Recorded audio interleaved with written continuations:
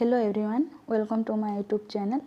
आज Odia SSB syllabus रे थिबा चौतीसा संपर्क रे संक्षिप्त प्रश्नोत्तर आलोचना करिबी। प्रथम प्रश्नटी हेउछि कळसा चौतीसार रचयिता किए? दीनकृष्ण दास, द्वारिका दास, बत्सा दास, कार्तिक दास। तार सठिक उत्तरटी हेबो बत्सा दास। परवर्ती प्रश्न कळसा चौतीसा को किए आविष्कार करथिले? आर्तबल्लभ महांती, नटवर सामंतराय, सुरेंद्र महांती, विछंद चरण पट्टनायक। तार सठिक उत्तरटी हेबो विछंद चरण पट्टनायक। परवर्ती प्रश्न कळसा चौतीसाटी सर्वप्रथमे केबे लोकलोचन को आसिला? 1931, 1932, 1933, 1934। तार सठिक उत्तरटी हेबो 1931। परवर्ती प्रश्न कळसा चौतीसा ग्रंथटी केउ धर्म उपरे आधारित? बौद्ध धर्म, जैन धर्म, शाक्त धर्म, शैव धर्म। तार सठिक उत्तरटी हेबो शैव धर्म। परवर्ती प्रश्न कळसा शब्दर अर्थ कौन? कळसरु जात, प्राचीन शब्द, मांगलिक गान, मंगल गीति। तार सठिक उत्तरटी हेबो मंगल गीति। परवर्ती प्रश्न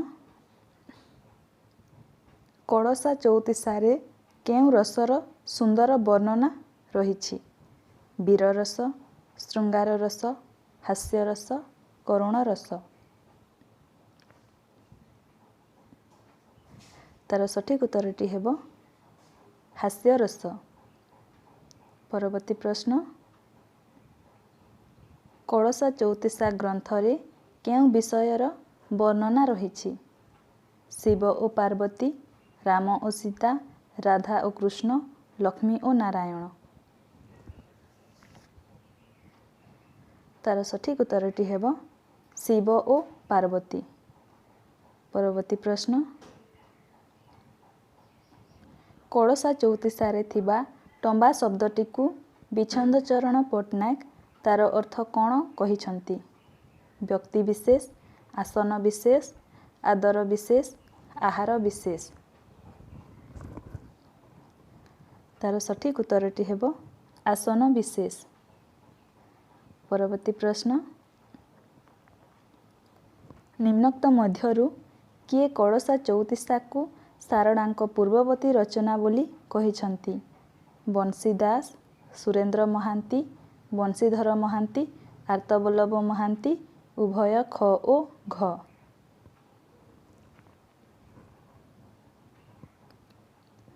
तार सठिक उत्तरटी हेबो उभय ख ओ घ। परवर्ती प्रश्न ओडिया साहित्यर प्रथम चौतीसार नाम कौन? मनबोध चौतीसा, कड़ा कड़ेबर चौतीसा, कळसा चौतीसा, आर्तत्राण चौतीसा। तार सठिक उत्तरटी हेबो कळसा चौतीसा। परवर्ती प्रश्न गौरा चौतीसार रचयिता किए? बंशी दास, बंशीधर महांती, सुरेंद्र महांती, आर्तबल्लभ महांती। तार सठिक उत्तरटी हेबो बंशी दास। परवर्ती प्रश्न दरिद्रहीन बुढ़ा को जेबे मते देबु दुई नयन रे मोर मरण देखिबु यह किए काहाकू कहिछंती? गौरी पितांकु, गौरी मातांकु, गौरी सखींकु, गौरी आत्मीयंकु।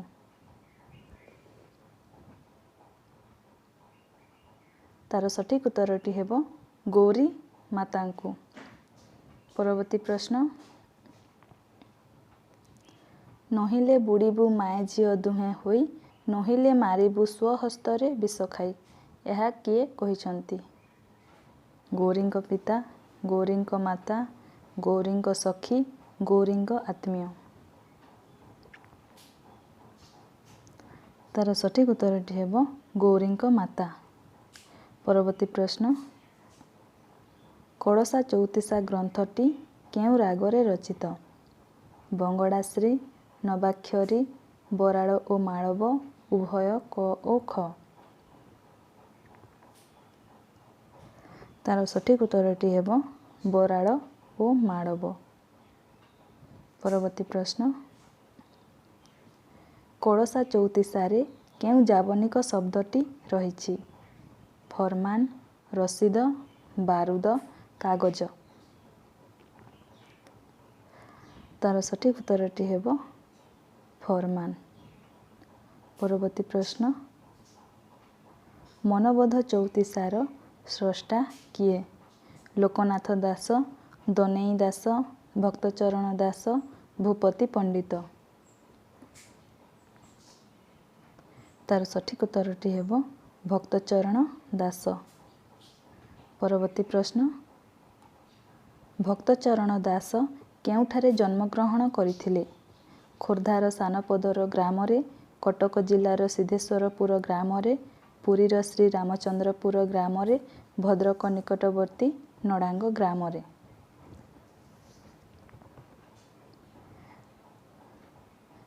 ତାର ସଠିକ୍ ଉତ୍ତର ହେବ ଖୋର୍ଦ୍ଧାର ସାନପଦର ଗ୍ରାମରେ। ପରବର୍ତ୍ତୀ ପ୍ରଶ୍ନ, ଭକ୍ତଚରଣ ଦାସଙ୍କ ମନବୋଧ ଚଉତିଶା କେଉଁ ଧରଣର ଚଉତିଶା? ଭକ୍ତିମୂଳକ, ପ୍ରୀତିମୂଳକ, ତତ୍ତ୍ୱଭିତ୍ତିକ, ପୌରାଣିକ। ତାର ସଠିକ୍ ଉତ୍ତରଟି ହେବ ତତ୍ତ୍ୱଭିତ୍ତିକ। ପରବର୍ତ୍ତୀ ପ୍ରଶ୍ନ, ମନବୋଧ ଚଉତିଶାରେ କେତୋଟି ପାଦରେ ଗୋଟିଏ ପଦ ହୋଇଛି? 2ଟି, 3ଟି, 4ଟି, 5ଟି। ତାର ସଠିକ୍ ଉତ୍ତରଟି ହେବ 4ଟି। ପରବର୍ତ୍ତୀ ପ୍ରଶ୍ନ, ମଣିଷ ନିଜକୁ କିପରି ସୁସଜ୍ଜିତ କରିଥାଏ ବୋଲି କବି କହିଛନ୍ତି? ସୁନ୍ଦର, ଚିତ୍ର ପ୍ରତିମା, ଚନ୍ଦ୍ର, କୌଣସିଟି ନୁହେଁ। ତାର ସଠିକ୍ ଉତ୍ତରଟି ହେବ ଚିତ୍ର ପ୍ରତିମା। ପରବର୍ତ୍ତୀ ପ୍ରଶ୍ନ, ମଣିଷ ଦେହରେ କିଏ ଉଦୟ ହୁଅନ୍ତି ବୋଲି କବି କହିଛନ୍ତି? ଶ୍ରୀ ବିଷ୍ଣୁ, ପଦ୍ମଲୋଚନ, ଶ୍ରୀକୃଷ୍ଣ, ଶ୍ରୀ ଜଗନ୍ନାଥ। ତାର ସଠିକ୍ ଉତ୍ତର ହେବ ପଦ୍ମଲୋଚନ। ପରବର୍ତ୍ତୀ ପ୍ରଶ୍ନ, ନାରୀର ଅପୂର୍ବ ଶୋଭା ସହିତ କବି କାହାକୁ ତୁଳନା କରିଛନ୍ତି? ମନ, ଆତ୍ମା, ଦେହ, ଜୀବନ। ତାର ସଠିକ୍ ଉତ୍ତରଟି ହେବ ଆତ୍ମା। ପରବର୍ତ୍ତୀ ପ୍ରଶ୍ନ, ଆର୍ତ୍ତତ୍ରାଣ ଚଉତିଶାର ରଚୟିତା କିଏ? ଦେବଦୁର୍ଲ୍ଲଭ ଦାସ, ଅର୍ଜୁନ ଦାସ, ଦୀନକୃଷ୍ଣ ଦାସ, ନରସିଂହ ସେଣ। ତାର ସଠିକ୍ ଉତ୍ତରଟି ହେବ ଦୀନକୃଷ୍ଣ ଦାସ। ପରବର୍ତ୍ତୀ ପ୍ରଶ୍ନ, ଆର୍ତ୍ତତ୍ରାଣ ଚଉତିଶାଟି କେଉଁଠି ରଚିତ ହୋଇଥିଲା? ଶ୍ରୀମନ୍ଦିର ବେଢ଼ାରେ ଥିବା ବଟଗଣେଶରେ, ଶ୍ରୀମନ୍ଦିର ସମ୍ମୁଖରେ ଥିବା ଗରୁଡ଼ ସ୍ତମ୍ଭରେ, ଶ୍ରୀମନ୍ଦିର କୁର୍ମବେଢ଼ାର ପଶ୍ଚିମ ପାର୍ଶ୍ୱରେ, କଳ୍ପବଟ ସମ୍ମୁଖରେ। ତାର ସଠିକ୍ ଉତ୍ତରଟି ହେବ ଶ୍ରୀମନ୍ଦିର ସମ୍ମୁଖରେ ଥିବା ଗରୁଡ଼ ସ୍ତମ୍ଭରେ। ପରବର୍ତ୍ତୀ ପ୍ରଶ୍ନ, ଦୀନକୃଷ୍ଣ ଦାସଙ୍କ ଆର୍ତ୍ତତ୍ରାଣ ଚଉତିଶା କେଉଁ ରାଗରେ ରଚିତ? ବଙ୍ଗଳାଶ୍ରୀ, କାମୋଦି, ନବାକ୍ଷରୀ, ରାମକେରି। ତାର ସଠିକ୍ ଉତ୍ତରଟି ହେବ କାମୋଦି। ପରବର୍ତ୍ତୀ ପ୍ରଶ୍ନ, ଦୀନକୃଷ୍ଣ ଦାସଙ୍କ ଆର୍ତ୍ତତ୍ରାଣ ଚଉତିଶା କେଉଁ ପର୍ଯ୍ୟାୟର ଅନ୍ତର୍ଭୁକ୍ତ? ଜଣାଣ ଓ ସ୍ତୁତିମୂଳକ, ସନ୍ଦେଶମୂଳକ, ଶୋକ ବା ବିଳାପମୂଳକ, ଆଳଙ୍କାରିକ। ତାର ସଠିକ୍ ଉତ୍ତରଟି ହେବ ଜଣାଣ ଓ ସ୍ତୁତିମୂଳକ। ପରବର୍ତ୍ତୀ ପ୍ରଶ୍ନ, କଳାକଳେବର ଚଉତିଶା କାହାର ରଚନା? ବଡ଼ଦେବ ରଥ, ବନମାଳୀ ରଥ, ଭକ୍ତଚରଣ ଦାସ, ଦୀନକୃଷ୍ଣ ଦାସ। ତାର ସଠିକ ଉତ୍ତରଟି ହେବ ଭକ୍ତଚରଣ ଦାସ। ପରବର୍ତ୍ତୀ ପ୍ରଶ୍ନ, ଭକ୍ତଚରଣ ଦାସଙ୍କ କଳାକଳେବର ଚଉତିଶା କେଉଁ ଧରଣର ଚଉତିଶା? ସମ୍ବୋଧନାତ୍ମକ ଚଉତିଶା, ଘଟଣାଭିତ୍ତିକ ଚଉତିଶା, ବ୍ୟଞ୍ଜନ ବର୍ଣ୍ଣାଦ୍ୟ ଚଉତିଶା, ପ୍ରୀତିମୂଳକ ଚଉତିଶା, ଭକ୍ତିମୂଳକ ଚଉତିଶା। ତାର ସଠିକ ଉତ୍ତରଟି ହେବ ଭକ୍ତିମୂଳକ ଚଉତିଶା। ପରବର୍ତ୍ତୀ ପ୍ରଶ୍ନ, କଳାକଳେବର ଚଉତିଶା କେଉଁ ରାଗରେ ରଚିତ? କାମୋଦି, ରାମକେରି, ବଙ୍ଗଳାଶ୍ରୀ, ନବାକ୍ଷରୀ।